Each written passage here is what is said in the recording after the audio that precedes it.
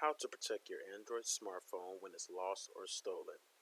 This video is not associated with Google Incorporated or its product Android.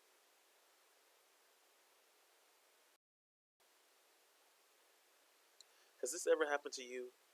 You get up and you realize you left your phone and now it's become lost.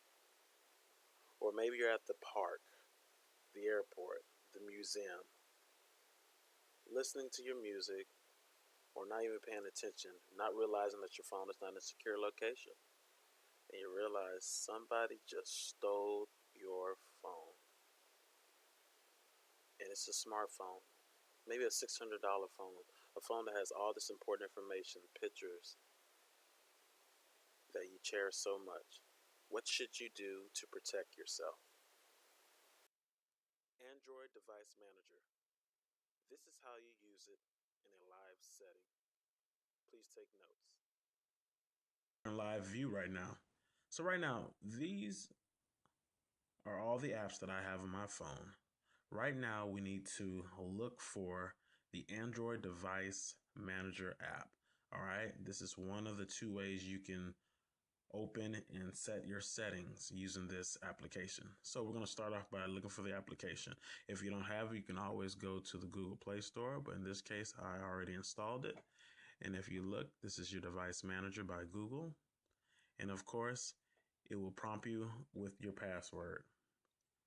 All right. Of course, you can click the little box that says never ask again, so you can always sign in. I advise always sign in.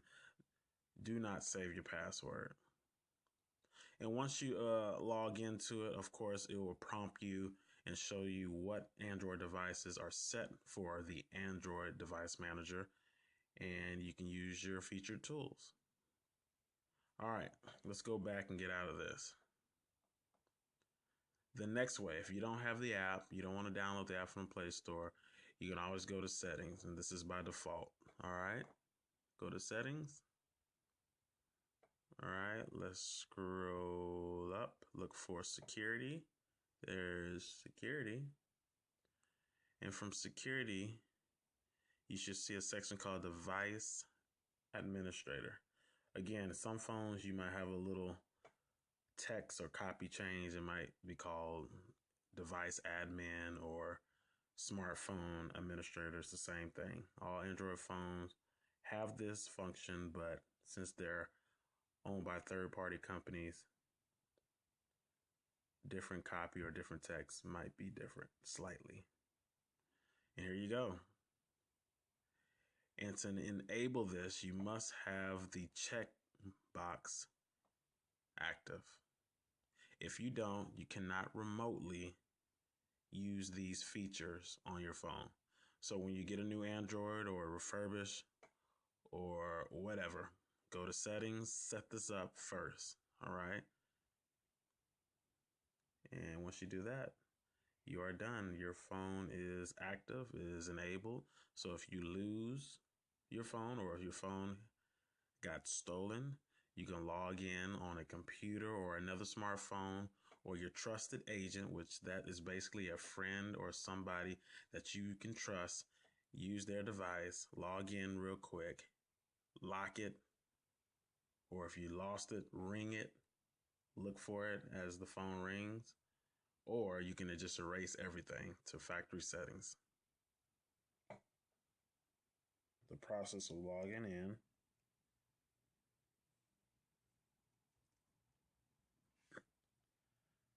Onto Android Device Manager.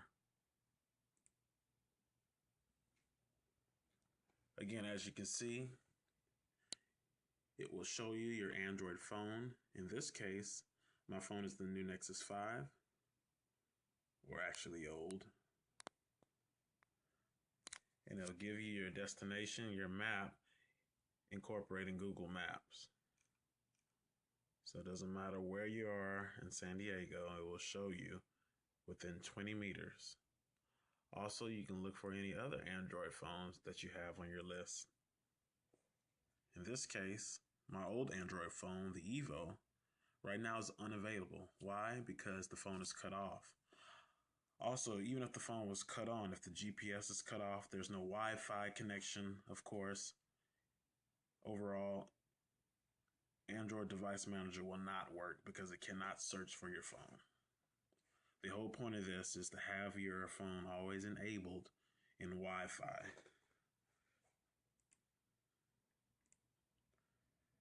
All right, so let's test. Right now, we'll use this computer and we'll use my Nexus 5.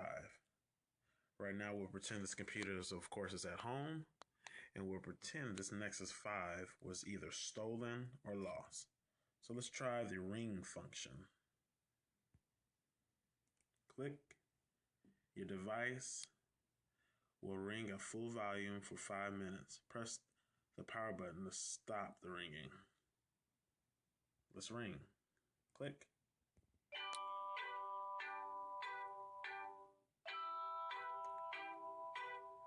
As you can see, it works. Let's click. Once you click the power button, it stops. Let's turn this back on again. All right, let's try the lock feature. All right, let me stand back so we can see. Excuse the white balance. There you go. Let's click lock. Oh, you don't see anything. Let's go. Let's see why. So we have to create a password. So basically, this password is your recovery password. So once it's locked, once you recover, you have to use this password to unlock your phone. We're just going to put something simple. 1111. Confirm the password. 1111. You can put a recovery message. It is optional. I advise that you do it just in case you forget the new password, because it is a temporary brief password. So let's lock it.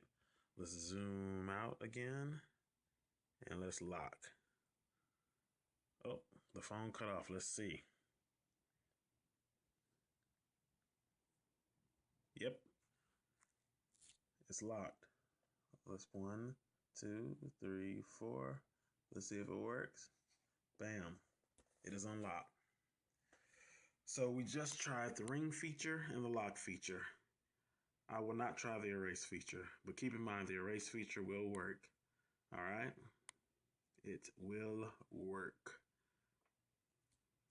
Actually, let's test it out. It should give you a prompt. All right, let's look. So if you want to erase your phone, if you have some very important information, you don't have time to look for it or find the phone, here it is. It'll let you know, give you a disclaimer. You know, once you do this, it'll replace it and actually reset it to factory settings. But we're not going to do that. So let's cancel. All right, so now you see it.